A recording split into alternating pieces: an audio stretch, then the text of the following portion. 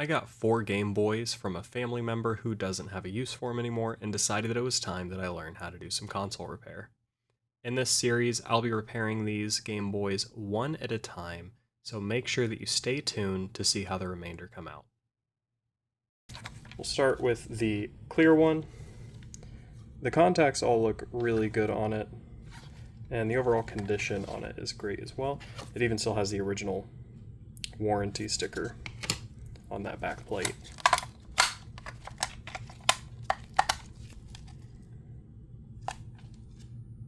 Got a battery light. Oh.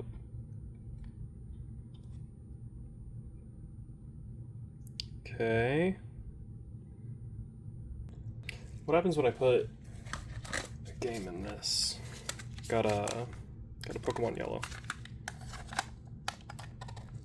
Oh, that didn't feel very good going in. That's crunchy.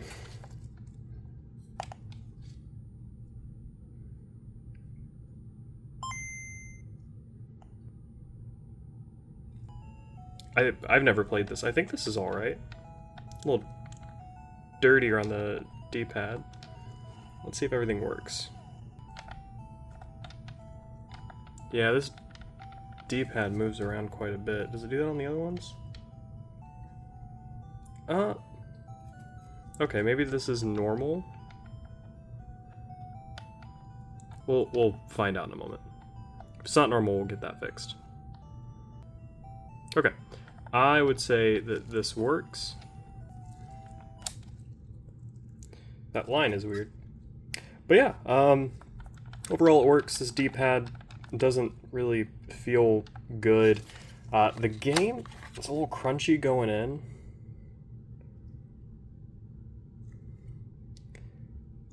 Yeah, I mean the pins are a little dirty on the game itself. Yeah, but they look okay in there.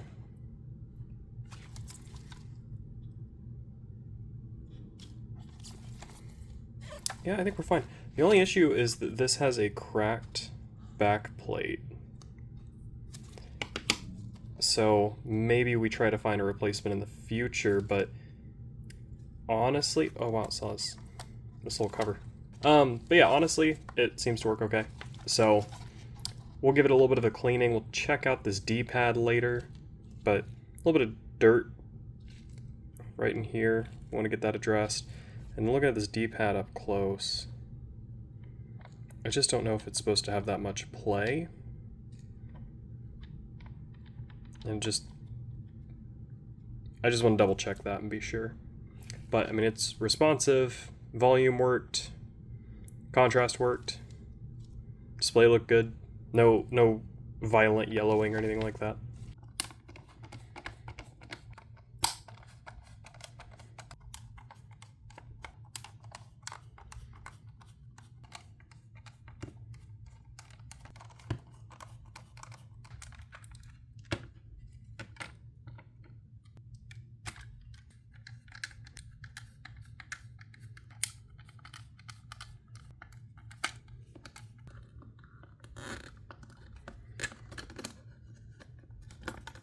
There we go.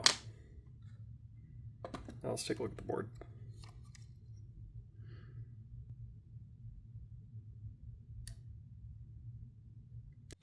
Yeah, so after looking at it, the board is super clean, which is good. So that just means that we need to get everything else as clean.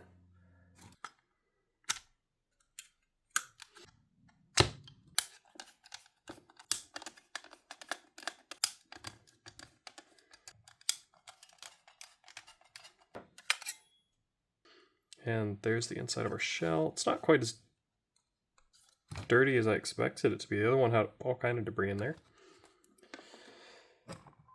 Okay, now let's remove the screen board.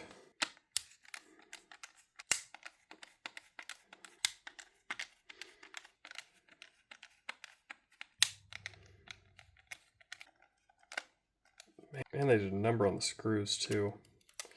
You just don't need to use that much force on this. Last two.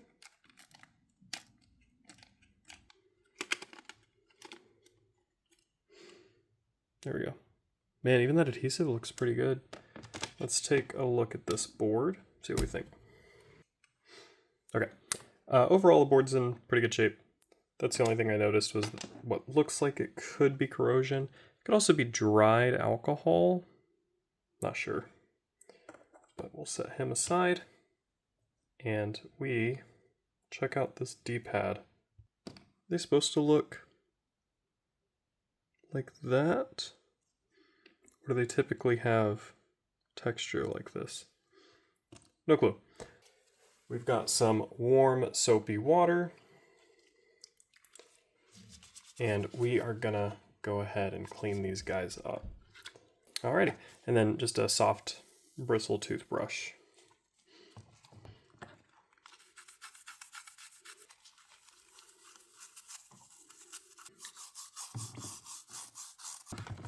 Something I noticed on the gray shell is that I didn't get the edges as well as I would have liked. So we'll spend a bit more time just making sure that we do that. I feel like on the clear shell, it's going to be super important that we really get in there. This guy was filthy before.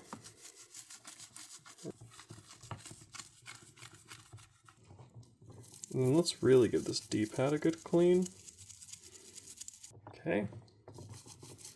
And then just our buttons.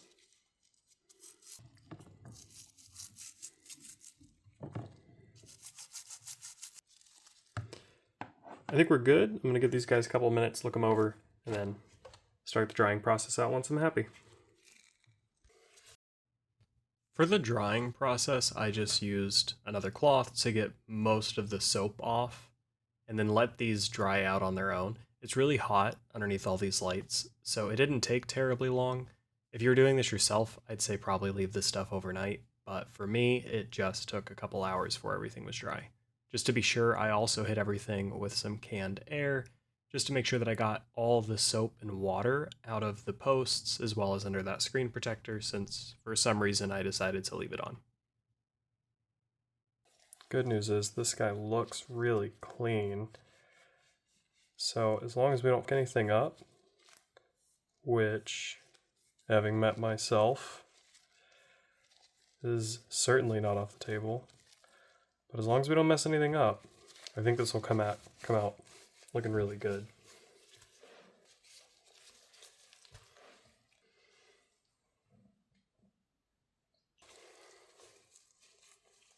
So we'll leave these guys to dry. Shouldn't take too terribly long. Hit them with some cotton swabs to get a couple areas that are still a little dirty, and bring you guys back for assembly. Alright, we've let everything come to a complete dry. I think now we are ready to begin our reassembly process. So, let's start back here.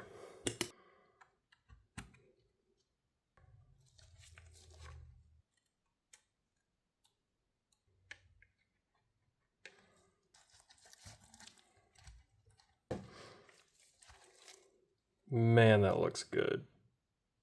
And moment of truth.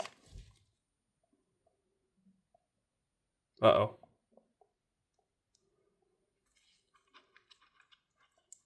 There we go.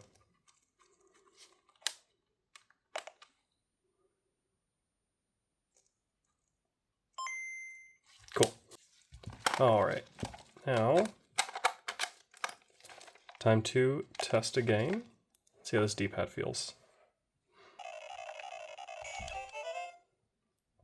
Let's go. I'm really good at this. Damn. That's crazy, bro. Check it out, guys.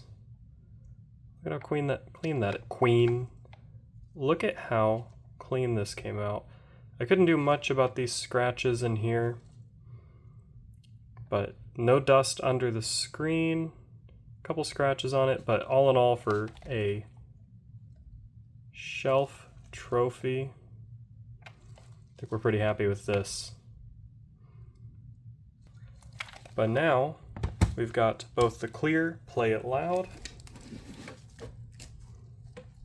and then I got the original gray, both in working condition. So up next, I've got these two DMG01s that have different problems with them. They both are really good candidates for retrobrighting, I think. Found that online. These things are not only just dirty in general, I mean, you can really see it on this guy, but a lot of yellowing. So I think that's what we'll do next time. If you enjoyed this repair today and you want to see more like it, please like and subscribe, and let me know down in the comment section what other repairs you'd like to see in the future. This D-pad feels so much nicer now. I didn't actually have to swap out the pads. Just needed to be tightened and cleaned a little bit. So let me know what you think down in the comments below, and I will see you guys next time. I'm really good at this.